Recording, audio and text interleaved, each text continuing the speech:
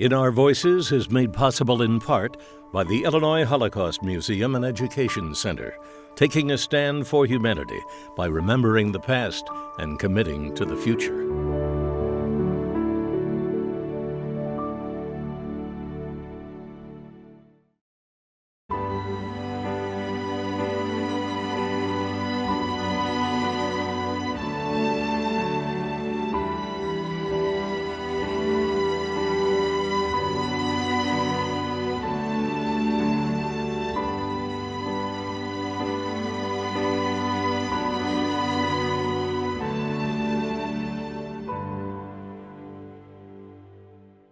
I was born in a small town in Poland called Sokołów Podlaski. My memory is fairly faint, but I remember certain things. The marketplace. On Thursdays, the farmers would come to the marketplace with all their wares, and the local population, the tradespeople, would display their wares, and trade would go on, and the horses, and the wagons, and to me, this was like Disney World. Never heard of that before, but that's the way it felt to me. And I thought that that's the way life was going to be. But then life began to change. Germany invaded Poland. German soldiers came into our town. First thing I remember they did is they pulled the chief rabbi out of his quarters, chased him up to the town's marketplace, because that's where the gathering point was. And they sheared his beard off while their comrades were taking pictures of this humiliated Jew, and they killed him. Very simple. We were not citizens. We had no rights. So German army had the ability to do whatever they wanted with us. And on a daily basis, life changed. Our possessions were taken away. Couldn't even keep a bicycle. If you had a radio, you were killed. And then, in their wisdom, in order to protect us from the local population, which was another lie, they created a ghetto. They blocked off an area where 1,000 people lived, built 12-foot walls with barbed wire on top and barbed wire fences along. And the people that lived outside the ghetto, or in the farming areas, the Gestapo would come to their house, say, you got 15 minutes to gather your belongings and move into the ghetto. Now, that was an area where 1,000 people lived. Suddenly, you had over 5,000 people in that area. The designation was that each room that existed had to contain 7 human beings. We were placed on a horrifying diet. Our consumption was supposed to be something like 480 grams of food, and you can't live on that. So if your parents were fortunate enough to have some money or connections, they would sneak out of the ghetto and buy some food and bring it home to sustain the family. And then the German soldiers would come into our town, or the Gestapo, the SS, and they'd demand 400 or 300 people to go to work. Another euphemism or another lie, because these people were sent to a place called Treblinka, which was only about 70 miles away from our town. And as a point of information, you should know that Treblinka existed for only less than 2 years. And during that 2-year period of time, over 670,000 men, women, and children were slaughtered there, burned in ovens, and their ashes spread into fields. So the population began to diminish in the ghetto. I remember as a kid, I must have been 8 years of age at that time, maybe even 9, walking the streets of the ghetto, seeing dead people lined up on sidewalks against the walls of houses. And that didn't affect me for some reason.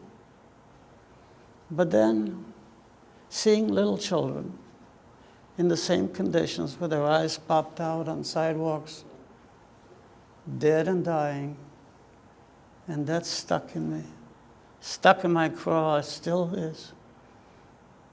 Because I anticipated this was going to be my lot in life. How soon? Nobody knew. So life in the ghetto was dramatic, it was traumatic.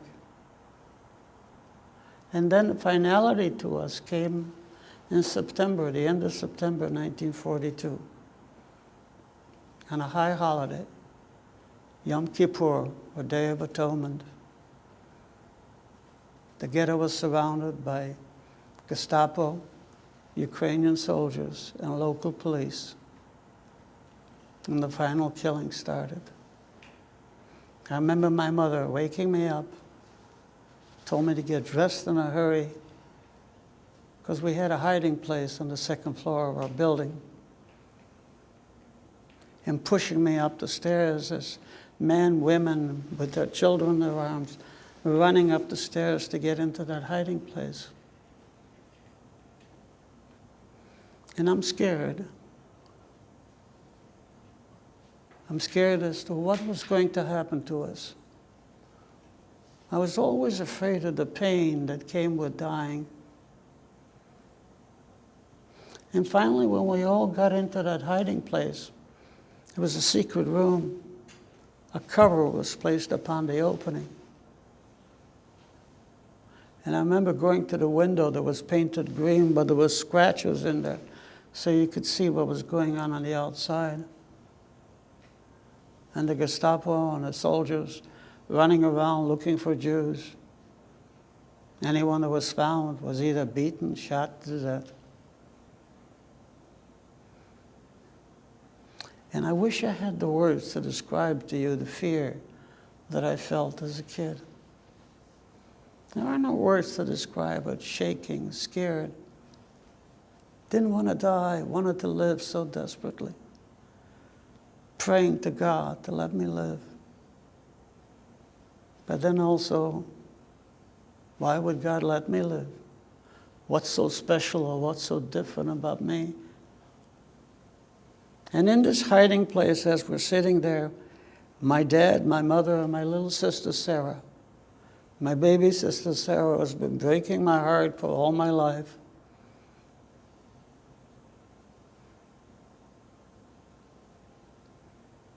In the same room, there's a woman breastfeeding her child. And suddenly the child begins to cry. And everybody around her keeps telling her to shut that child up so we're not discovered. But the noise continues. I watch in disbelief as the mother places a hand on the child's face and begins to exert pressure. And the child's legs begin to kick and flail. And then suddenly they move no more. Tears appear. Questioning myself, or questioning, would my mother do this to me under those circumstances? And it's hard to believe under normal circumstances the mother had a capability of killing her own child.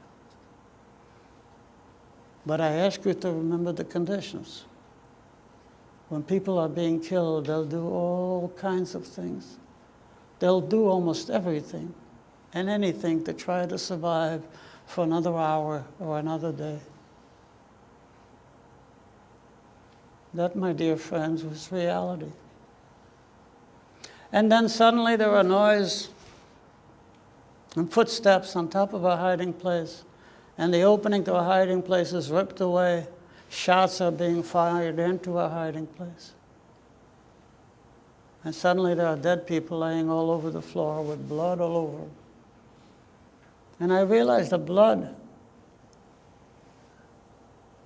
is in my mouth, from my lip, from a bullet that hit the wall, and a splinter is embedded in my upper lip.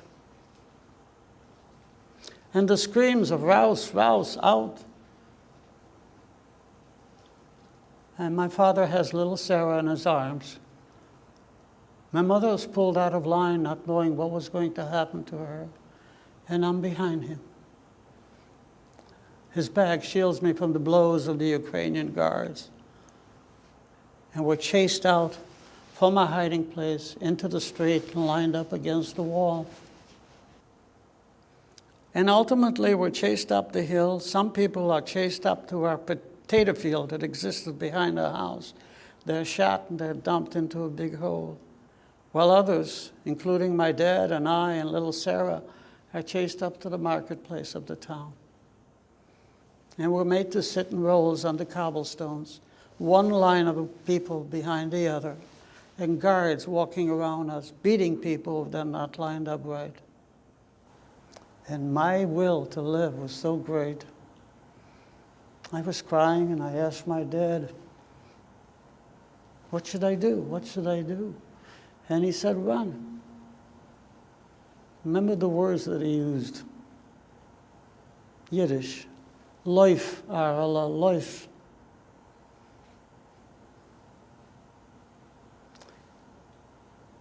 And he told me to run to a place where my sister was being hidden. You see, before the liquidation, my parents had made arrangements with a Polish couple by the name of Górski to take in one of the children. My parents, everybody knew what was going to happen to us, so they wanted to save at least one child. And my sister Irene was snuck out of the ghetto and placed with the Górskis for safety. And I didn't know where she was. But then I'm saying to myself, I was 10 years old. How am I going to escape? They'll see me and they'll shoot me. But in my own mind, I felt that if I run and they shoot me in the back, perhaps I won't feel anything, it'll be done. And yet, still hoping that I would survive. Don't know where that will came from. But I had the most tremendous will to want to live, audacity to want to survive and live so badly. So I crawled behind the people sitting in those long lines. And on my hands and my knees, I started crawling to the back or at the end of the marketplace, hoping that they won't see me or shoot me, and slowly slither into the sewer that ran along the street. We had open sewers at that time. And I kept crawling in the mud in the sewer till I felt I was out of line. And then I stood up and started running. I'm roaming the fields looking for a barn to hide in, especially at night because it's getting cold. And in my inability to understand any better, there was a work camp, a concentration camp called Kurchev. There was about 1,000 Jewish people that they let live to work till they didn't need them anymore. And when I got there, they told me that my mother was still alive. She was pulled out of line and put on a work detail, about 50 of them, men and women. Their job was to clean up the ghetto, pack any belongings that the Germans wanted, and the rest was just left open to the general population. I made my way back to the town. How I did these things is beyond my understanding. And I found my mother. And she would hide me in one of the buildings in the small marketplace. And at night she would come and bring me some food. And this went on probably into mid to late November. And just before the Gestapo pulled up to their workstation to kill them because they didn't need them anymore, she and another man escaped. They came to get me again into the fields, into the forest.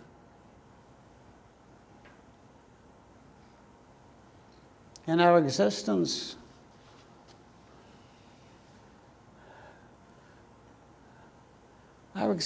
was very difficult because my mother used to go and beg farmers for a place to hide or some food. Most turned us away. Some threatened to turn us over to the Germans. And this went on probably into December, and it gets extremely cold. And I'm getting sick. Still have my short pants on. And I remember one night, as it were yesterday, I'm standing against the wall of the farmhouse next to this man, by the way, I didn't like because I was concerned that he was taking my father's place in my mother's life. And my mother's negotiating with a farmer across the yard by the barn for a place to hide. And then suddenly she disappears with him. And after a while she reappears, approaches me, and tells me that I must go back to the town to see if I can have the Gorskys let me in. She hands me a ring that she has and a pair of earrings, and told me to give this to the Gorskys or anyone else that would be willing to hide me or help me. And I'm totally devastated. My heart is broken. How can my mother do this to me? And then you know what happens? Hate. Pure, unadulterated hate takes over. You hate everything and everybody around you. And then somehow you say to yourself, okay, I'll show them I'll survive. And somehow I made my way back to the town. I walked into the ghetto, which was dark and silent. There was no Jews left anymore. Went into one of the houses, laid down on the floor, and went to sleep. And early in the morning, I woke and started walking to the Gorskys, hoping no one would see me or recognize me. And when I got to the Gorskys, I knocked on the door. Mrs. Gursky opens up the door, and she sees me, and she starts screaming at me for coming there. I says, my mother told me you would help me. You're my last chance to try and stay alive. You have my sister here. And I tell you, I cried and I cried and I begged so desperately. She finally said, okay, I'll let you up to the attic, but only for a few days. And then you must leave and find your mother again, because you are not my responsibility. I handed her the jewelry that I had. She hands me a bucket to use as a toilet, and stuck a bunch of straw into a sack, and we crawled up to the attic. The attic had a dirt floor, and the roof was made out of tin plates, which was slanted like that. And she puts the sack of straw where the roof and the floor meet. And that, my friends, becomes my safe haven. So when I first got here, Mrs. Gursky took me up to the attic. It's not going to be easy. She put some straw in a sack and placed it right here